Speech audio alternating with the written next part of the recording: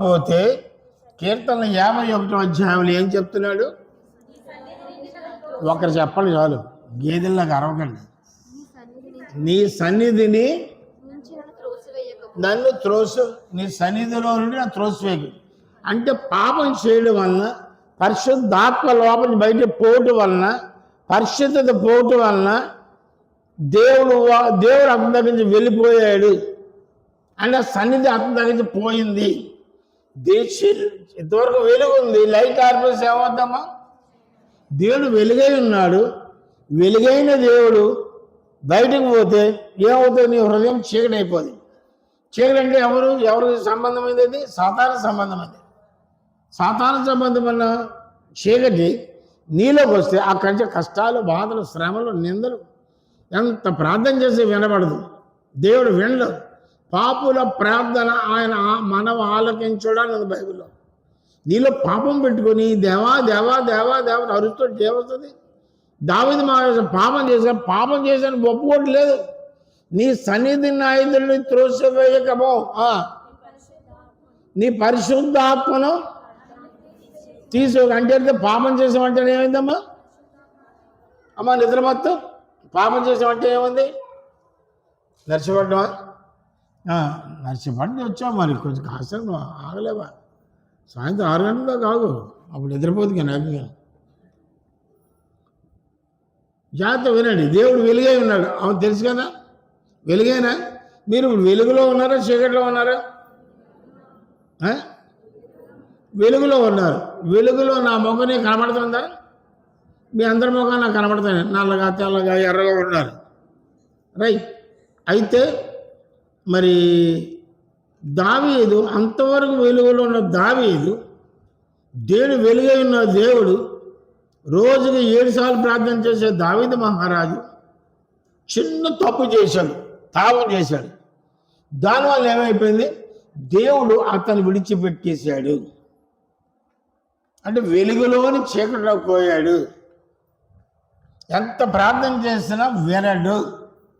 పాపుల మనవి ఆయన ఆలకించాడు. ఉందా లేదా బైబిల్లో? ఉండడం కాదు, అది మీకు అర్థమవుతుందా? నువ్వు పాపం చేసి ప్రార్థన చేస్తుంటే ఎవరు ఫ్రెండ్షిప్ పెట్టుకున్నావు, వాడితో నువ్వు అన్ని వ్యవహారం నడిపిస్తున్నావు, ఉపవాసం ఉన్నావు, ప్రార్థన చేస్తున్నావు, దేవుడు ఆలకిస్తాడమ్మా? ఆలకించాడు. నువ్వు పరిశుద్ధం కలిగి పరిశుద్ధ అభిషేకం పొంది అప్పుడు నా దగ్గరకు వస్తే ప్రార్థన వింటాను అంటున్నాడు దేవుడు. మనం ఆయనకి ఇవ్వాల్సింది ఏంటిది? అట్టి వాళ్ళు సపోర్ట్ వాళ్ళు కాదు. ఏంటి ఇవ్వాలి? పరిశుద్ధత, పరిశుద్ధమైన మాటలు, పరిశుద్ధమైన ఆటలు. ఎవరైనా దెబ్బడితే నువ్వు యుద్ధానికి వెళ్ళిపోతుంటావు కదా. మళ్ళీ ఎవరు చెప్పరు, యుద్ధం బాగా యుద్ధం అరుగుతా. అనకాపల్లిలో రాబాకలు ఉన్న ఆవిడే అరిస్తే అనకాపల్లి వినపడుతుంది, అవునా లేదా? అనకాపల్లి దగ్గరే లే, నాకు కూడా వినపడుతుంది కొత్తూరు. అలాంటి కేకల మనిషి. ఇప్పుడు ఏమవ్వాలమ్మా? నువ్వు మారాలా వద్దా? మారాలా? మారేవా? మారబోతున్నావా? ఏడిది? ఇప్పుడు కన్ఫ్యూజ్ అయిపోయింది. మారేవా? మారబోతున్నావా? మారబోతున్నావా? ఏంటి మారావు అని ఇక్కడ ఎవరు అంటే తనేస్తారు. ఎవరు ఇక్కడంటే కాదు. నువ్వు మీ ఊరిలో మీ పక్కింటి వాళ్ళతో, మీ ఊరు వాళ్ళతో ఒరే నరుస్తుంటావు. అరుపు తగ్గాయా? తగ్గలేదా? పోను మారితే దేవుడు నీతో ఉంటాడు, నీలో ఉంటాడు. నీకు అడిగిన ఇస్తాడు, అడగకపోయినా ఇస్తాడు. నాకు చేపలు ఇచ్చాడా? ఎప్పుడు ఇచ్చాడు? ఏ కాలంలో ఇచ్చాడు? చలికాలమా? వర్షాకాలమా? ఎండాకాలంలో వర్షం లేదు, కొత్తూరు గడ్డి ఎండిపోయింది, ఎక్కడా చేపలు లేవు. అటువంటి టైంలో తెచ్చిచ్చాడంటే దేవుడు గొప్పడేనా? చప్పలు కొట్టేదేని. నాకు ఇచ్చిన దేవుడికి ఇవ్వడా? రే తాగుడు మనిషివా? ఎప్పుడు ఇవాడా? ఇవాళ ఒకరిది మనిషివా? ఎప్పుడు మనిషిరా? అదిగో మరి ఏంటి మీ ఆవిడ చెప్తుంది? నా పోలే, నాకేంది, టైం డైవర్ట్ అయిపోతుంది. మరి సాయంత్రం 6 దాకా 7, 8 అయిపోతుంది కూడా. పాపం తినకుండా ఉపవాసంతో వచ్చారు. ఎంతమంది ఉపవాసం వచ్చారు? అబ్బా నేను కింద వారం దెబ్బ తగిలిందన్నమాట. మంచిది తాగారా? టీ, బిస్కెట్లు ఏమీ లేదు. అలాగ చచ్చిపోతే మేము సమాధి ఇక్కడే ఉన్నాయి. మా దగ్గర కుమారు ఉంది పెట్టి చేయడానికి, మోసుకెళ్ళిపోద్ది. ఏం పర్లేదు, గాబరా పడకండి. మిమ్మల్ని పరలోకానికి చేర్చడం మా ఉద్దేశం. తర్వాత చదవమ్మా. దావీదు ఒక చిన్న తప్పు చేసినందుకు ప్రభా తప్పైపోయి క్షమించి అడిగితే బాగుని వెంటనే అడగడం మానేశాడు. తప్పైపోయింది. చివరి ఎక్కడికి వెళ్ళాడు దావీదు? చెప్పగలరా? పాపం చేసేవాళ్ళు ఎక్కడికి స్థానం? పాత నిబంధన పరిశుద్ధులు అందరూ ఎక్కడున్నారు? ఎక్కడో తప్పు చేశారు, ఎక్కడో పాపం చేశారు, నరకంలోకి విడిచాడు. తెలుసా? నీకు తెలీదా? నేను నేర్చుకో, గాబరా పడక, వాళ్ళ పనులకు తీసుకొస్తాను ఇప్పుడు, నువ్వు కూడా పోతాను బాబు చూడు. అయితే నరకంలోకి వెళ్ళిపోయాడు. దావీదు, సమూయేలు, మోషే అందరూ కూడా. యేసు ప్రభు చనిపోయి లేచి సమాధిని గెలిచి లేచి మొట్టమొదటి ఎక్కడికి వెళ్ళారు? కిందకంటే మీ ఇంట్లోగా, మీ ఇంటి నూతులోగా. కిందకి వెళ్తే ఏంటి చెప్పాలి? సరే, వాక్య ప్రకారం చెప్పాలి. నరకానికి ఎందుకు వెళ్ళాడు? యేసు ప్రభు నరకానికి వెళ్ళడం అవసరమైంది. పాత నిబంధన పరిశుద్ధులందరూ నరకంలో ఉన్నారు. చెరలో వేశాడు సైతానుగాడు. అక్కడ స్పెషల్ రూమ్ ఇచ్చాడు. సైతానుగాడు స్పెషల్ రూమ్ ఇచ్చాడు. నీకు స్పెషల్ రూమ్ కావాలా? తెల్ల రూమ్ కావాలా? నల్ల రూమ్ కావాలా? చీకటి రూమ్ కావాలా? వెలుగు రూమ్ కావాలా? నువ్వు వెలిగే, పర్మనెంట్గా వెలుగా, టెంపరీ కరెంట్ పోయి వెలిగా, రైట్. పాప మీరందరూ వెలుగు సంబంధుల్లాగా ఉన్నారు. వెలుగు సంబంధం అంటే తెలుసా? అలాగెళ్ళే ప్రమాదం, ఇలాగెళ్ళే ప్రమాదం. అప్పుడు తర్వాత దావీదు ఆ రోజు కూడా నరకానికి వెళ్ళాడు. తెలుసా మీకు? ఎందుచేత? పాపం చేసి అందరికి శిక్ష. దేవుడు నిష్పక్షపాతి. ఎవరికైనా, నాకైనా నీకైనా ఒకటే. ప్రభు ఆత్మ నీలోకి వచ్చిన తర్వాత, ప్రభులో వస్తున్న తర్వాత పాపం నేను చేసి నేను కూడా నరకంలో పోతాను. కనుక నరకం హెచ్చరిక ఉంటుందా? ఆనందంగా ఉంటుందా? సంతోషంగా ఉంటుందా? ఏంటి? నరకం బహుభయంకరం. ఒకసారి దూరపోయిన బయట రాలేరు ఎవరు. కనుక దేవుని నమ్ముకున్న వారు మీరందరూ, దావీదు మహారాజు అభిషేకం పొందిన వాడే కిందకి పోయాడు. ఏం చేద్దాం? అభిషేకం పొందిన తర్వాత ఏం చేశాడు? అది అభిషేకం పొందిన తర్వాత ఏ పాపము చేయకుండా ఎవడైతే ఉంటాడో వారు మాత్రమే దేవుని రాజ్యం. మరి మీరందరూ అభిషేకం పొందిన అంటున్నారు, అబద్ధాలు ఆడుతున్నారు లేదా? అబద్ధం ఎవరిది? సైతాన్ది. మరి అబద్ధకులందరూ ఎక్కడ పోతారు అంటే మీకు తెలుసుండే అబద్ధం నరకాన్ని పోతారు, హెచ్చరికగా ఉంటుంది. శీతకాలం చలి భరించలేకపోతారు, చేస్తున్నారు అబద్ధాలు. చాలా జాగ్రత్త, వినో బయట పో. కనుక మరి మీరందరూ రోజుకి 100 ఆడుతుంటారు, నాకు లెక్క తెలీదు. మీ ఇష్టం, ఆడుకున్నాడు తప్పని పోతారు కిందకి. అబద్ధాన్ని జయించిన వాళ్ళు ఎవడైనా ఉన్నాడా? అబద్ధాన్ని జయించాలంటే ఏం కావాలి? ఇప్పుడు ఎప్పుడు కావాలి? 1 రోజా, 2 రోజులా, 3 రోజులా, 18 రోజులా? 18 రోజులు అంటే ఏంటి? 18 రోజులు కావాలి ఆవిడకి. తర్వాత 19 రోజులు చూద్దాడు కింద పోద్ది. కనుక పరిశుద్ధాత్మ, అందుకనే ఈ శరీర సంబంధమైనది అబద్ధం. శరీర సంబంధమైన కార్యాలు రాకూడదు అంటే లోపల ఆయన ఉండాలి. దేవుడు మోడల్ చూపించాడు.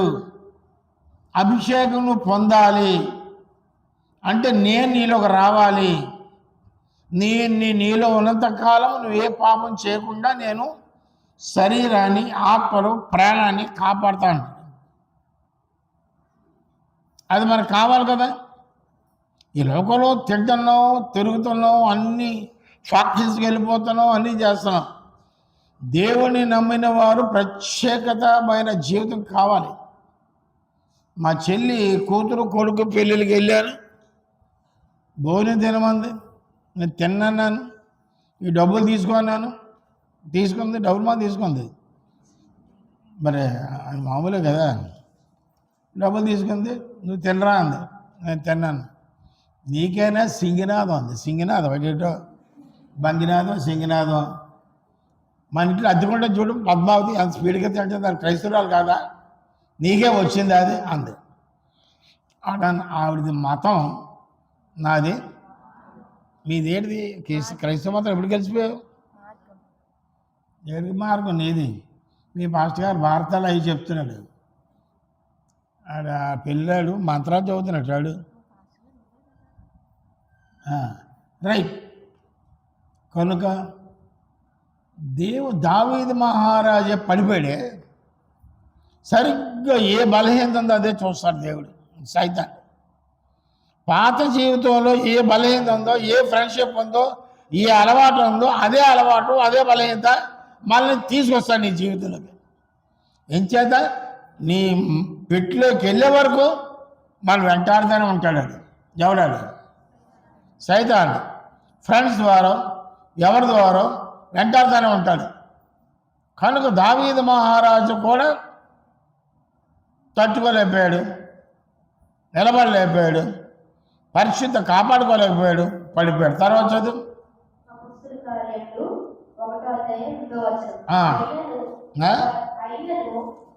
అయివేలే అయినను స్పష్టం చదువు. పరిశుద్ధాత్మ మీ మీదకి వచ్చినప్పుడు మీరు శక్తి నొందెదరు. కనుక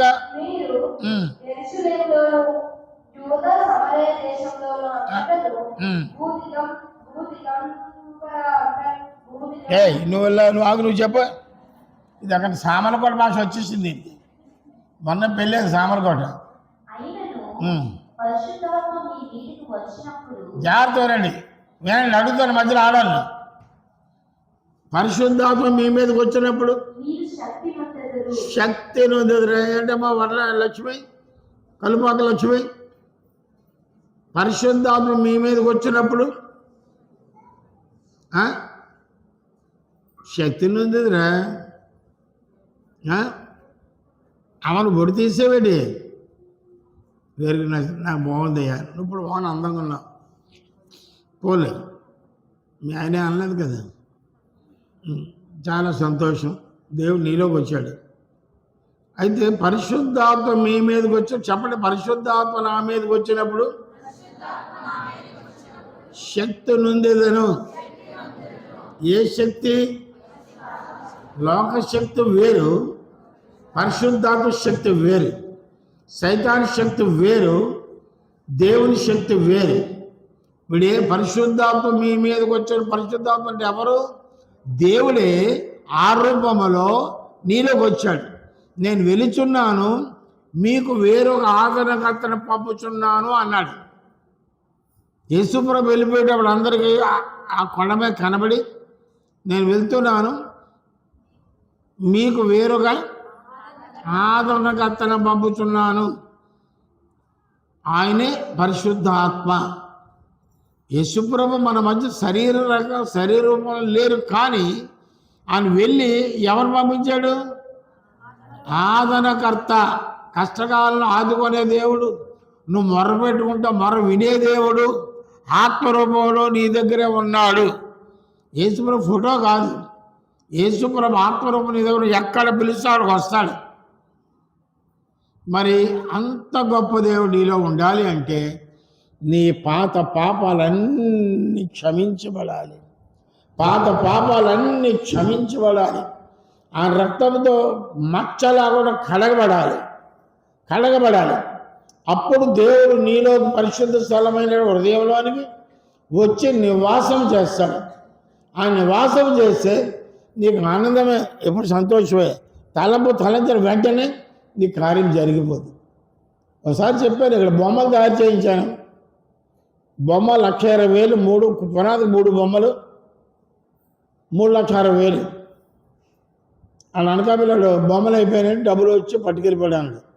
నా డబ్బులు లేక ఆర్డర్ ఇచ్చేస్తుంటాను నేను. ఆ బొమ్మల పని ఎవరిది? నువ్వు చూసావు బొమ్మలు? నువ్వే లోపలికి వెళ్ళి చూడమ్మా, అయిపోయిన తర్వాత ఆ బొమ్మ ఇచ్చి మనక బొమ్మగా పెట్టిపోతాడు, ఎత్తుకొని సంగతి ఎత్తుకొని. ఆ బొమ్మ చూడటం బట్టికే. అయితే నా డబ్బులు లేవు, నేను పంపుతాను, రేపేళ్ళలో పంపిస్తాను ఏదో చెప్పాను. పంపిన తర్వాత ప్రేయర్ టవర్లో కూర్చున్నాను. ప్రభా బొమ్మలు ఆర్డర్ ఇమ్మన్నావు, ఆర్డర్ ఇచ్చాను. బొమ్మలు అయిపోయాయి అంటున్నాడు. నన్ను అవమానపరచగా అడుగుడు ఇవ్వను. అడుగుతున్నాను. ఎంత రూపాయలుండే? 3,60,000. ఇక్కడ ఎవడున్నాడు? రా? పరిశుద్ధాత్మ దేవుడు ఉన్నాడు. దేవుడే ఇక్కడ ఉన్నాడు. మీ అందరి హృదయాల్లో ఆయన వద్దాన్ని చూస్తున్నాడు. నిద్రమత్తు అందరి హృదయాల్లోకి ఆయన వద్దామని చూస్తున్నాడు. కూర్చో పాప, కూర్చో. డ్యాన్స్ ఎత్తుకున్న తర్వాత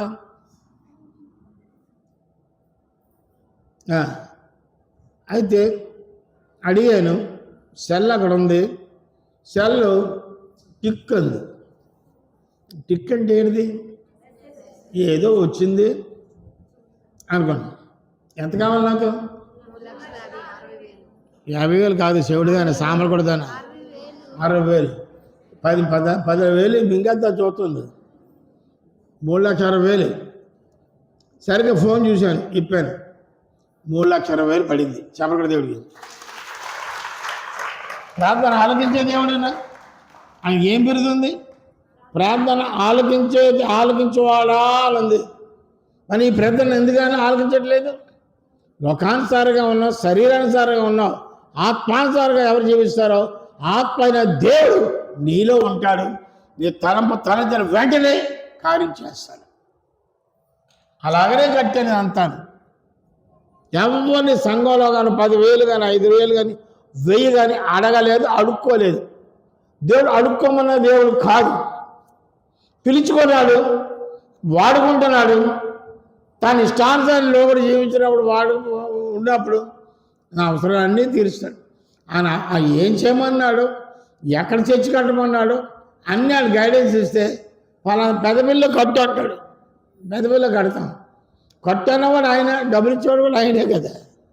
నేను డబ్బులు అడుక్కోని అవసరం లేదు. నువ్వు దేవుని నమ్మితే దేవుడు ఆత్మ నీలో ఉంటే నువ్వు అడుక్కోని అవసరం లేదు. మీ ఆయన కూడా అడగనవసరం లేదు. పెళ్ళయిందా లేదా? పెళ్ళయింది కదా. మీ ఆయనకు అడగనవసరం లేదు. ఎవరిని అడగాలి? మీ ఆయన ఎవరు? మరి ఈ లోపల ఆయన ఆ డూప్లికేట్ ఆయన నా ఫోన్ అలా అనక ఆయనతోటి తనేస్తాడు. నీ ఒరిజినల్ ఆయన ఎవరు? యేసయ్య. ఆయన అడుగు, ఆయనకి ఇస్తాడు. ఆత్మతండ్రి ఎప్పుడు? ఆత్మీయంగా నీ జీవితం మారిపోయినప్పుడు. శరీరానుసారమైన జీవితం చచ్చినప్పుడు. మీ జీవితాలతో కాసేపు చెక్ చేసుకోమని చెప్తాను. శరీరానుసారమైన కోరికలు కానీ, స్నేహం కానీ, అనవసరమైన మనుషులు ఎవరు లేరని చూసే జీవితం ఒకటి, మనిషి ఉండగా చేసే జీవితం ఒకటి, పాస్టర్ గారు ఎదుటి జీవితం ఒకటి, పాస్టర్ గారు లేనప్పుడు జీవితం ఒకటి. అలాంటి జీవితాలు దేవుడు అస్సవేశాడు, ఉమ్మేసేస్తాడు. దేవుడు ఉమ్మేంతుండో తెలుసా? ఒక సముద్రం దుబ్బను పడింది, నువ్వేం చేస్తావు? గట్టు మీద వెళ్తావా? దేవుడు పాదాలు ఎక్కడున్నాయి? మరి అక్కడ కూర్చుంటారా? మరి శరీరం ఎక్కడుంది? ఆయన ఆకాశమైన సింహాసనము. ఇప్పుడు చెప్పా తరలే. ఆకాశం సింహాసనం అనేది కూర్చుండే పీఠం ఇది. భూమి అయినా పాతపీఠం అంటే అంత దేవుడు కాలు కిందకి అలెత్తే భూమి తగులుతుంది. అంత పెద్ద దేవుడు ఈ చిన్న గుండెకాయలోకి, ఇది గుండెకాయ ఆకాశం అంత ఉందా? ఇది గుండెకాయ మరిసే పొట్టు. ఇంక నీకు ఆకాశం అంత గుండె ఎక్కడ ఉంటుంది? గుండె లోనికి చిన్న ఆత్మరూపంలో వస్తా అన్నాడు. మనుష్య కుమారుడు అనగా దేవుడు ఆకాశపక్ష గూళ్ళు ఉన్నాయి, కానీ మనిషి కుమారుడు తలవాల్చుకోవడానికి గూడు లేదు. నక్కలకు ఆకాశపక్షులకు ఈ మాత్రం కడత పెడిచారండి. ఆ గూడు అంతే. నిజంగా నా హృదయం గూడుగా ఉందా లేదా, పాడుగా ఉందా లేదా చూడరు. చాలా జాగ్రత్త. దేవుళ్ళు అన్నాడు క్రైస్తవ జీవితం అంటే సులువు అనుకోకండి. దేవుడితో రావడం సులువే, అన్నీ విడిచిపెట్టి రావాలి. అయితే అన్నిటికంటే ముఖ్యమైనది ఏం కావాలి నీకు ఇప్పుడు?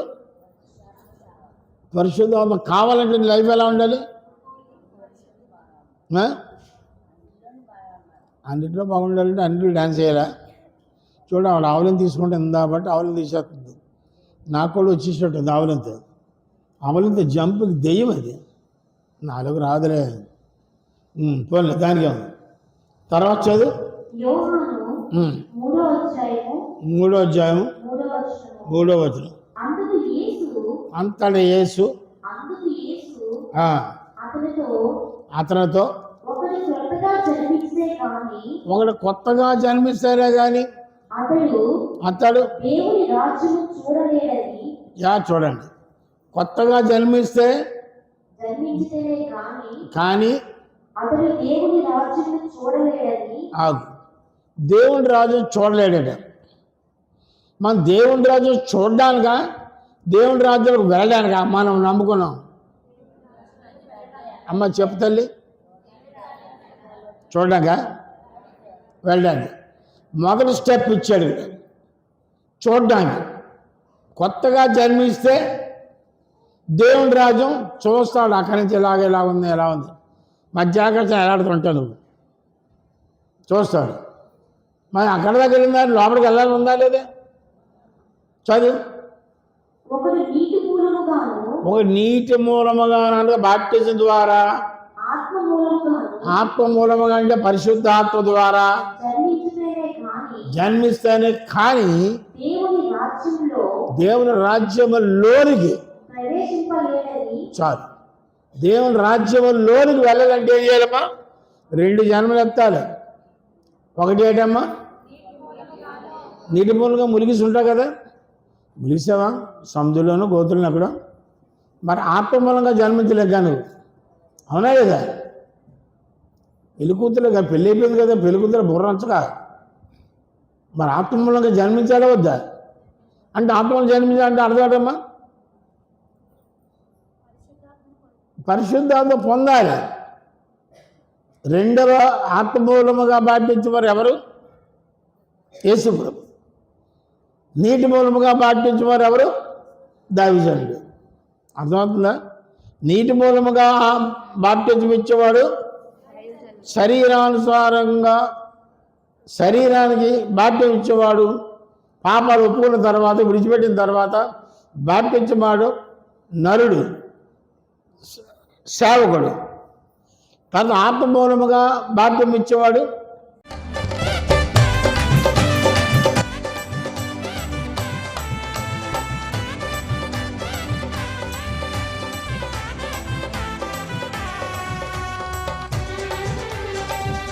దేవాని గొప్ప కార్యములను మరింతలచి స్తుతించెదం, నీ ఆశ్చర్య క్రియలను పాడి కీర్తించెదం.